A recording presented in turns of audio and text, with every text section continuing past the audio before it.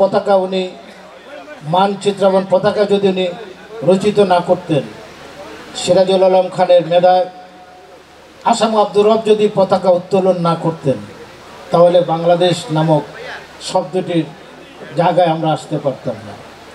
এবং এই নোয়াখালীর অনেক কৃতি ছাত্রনেতার জন্ম দিয়েছেন। মাহমুদুর রহমান বেলায়, আপনার আফামা মাহবুল হক থেকে শুরু করে ডক্টর মাহবুল্লাহ, একটা ক্ষণজন্মা, যার প্রথম 71 সালে যাকে কোর্ট মার্শাল্লা হয়েছিল, যার ডক্টর মাহবুল্লাহ ঢাকা বিশ্ববিদ্যালয়ের শিক্ষক, আমাদের এই বেগমগঞ্জের কৃতি সন্তান।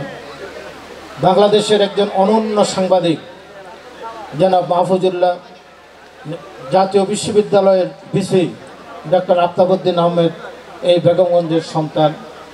আপনারা জানবেন ডক্টর বাংলাদেশের চলচ্চিত্রের যাকে সত্যজিৎ রায়ের সাথে তুলনা করা হয়, সেই জয়রায়নের বাড়ি নোয়াখালীতে। বিশিষ্ট সাংবাদিক প্রখ্যাত যারা শহীদ বুদ্ধিজীবী হয়েছেন, ডক্টর জনাব শহীদুল্লাহ কায়সার, ওনার বাড়িও এই বৃহত্তর নোয়াখালীতে। সানাউল্লাহ নুরি বাড়ি নোয়াখালীতে। ঢাকা বিশ্ববিদ্যালয়ের অনন্য কৃতিত্ব মেধাবী অধ্যাপক ডক্টর মনির চৌধুরীর বাড়ি, শহীদ মনির চৌধুরীর বাড়ি এই নোয়াখালীতে। তদেব একজন বীরশ্রেষ্ঠ রুল আমিনের বাড়ি এই নোয়াখালীতে।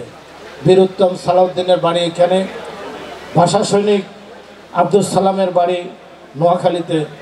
এই নোয়াখালীর এই সন্তানগুলোর যদি আমরা স্মরণ না করি, বিখ্যাত সাংবাদিক ওবায়দুল হক, মাহবুল হক এবং গিয়াস কামাল চৌধুরী, বিখ্যাত এশিয়ার সর্বশ্রেষ্ঠ সাংবাদিক আব্দুল সালাম, তার বাড়িও বৃহত্তর নোয়াখালীতে।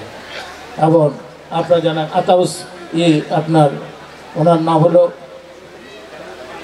আরে সাংবাদিক একটু পরে মনে আসবে নাই, এই সমস্ত প্রথিতযশা সাংবাদিক ফেনী বাড়ি, বুদ্ধিজীবীদের বাড়ি নোয়াখালী। অতএব এই নোয়াখালী বিভাগ এই সব কারণেই এই আমাদের এই বিখ্যাত ক্ষণজন্মা পুরুষদের অতীত কৃতিত্বের কারণে আমরা এই বাংলাদেশ পেয়েছি। জিয়া রহমান স্বাধীনতার ঘোষণা দিয়েছেন, প্রেক্ষাপটটি রচনা করেছেন সিরাজুল আলম খান, আসাম আব্দুর রব, আফাও মাহবুল হক, ডক্টর আফতাবউদ্দিন, ডক্টর মাহবুল্লাহ, মাহফুজুল্লাহ, শহীদুল্লাহ কায়সার, জয়রান। এরা যদি প্রেক্ষাপটটি তৈরি না করতেন, তাহলে জিয়া রহমান স্বাধীনতার ঘোষণা দিয়েছেন, এই প্রেক্ষাপটের নেপথ্যের নায়ক হলেন ওনারা।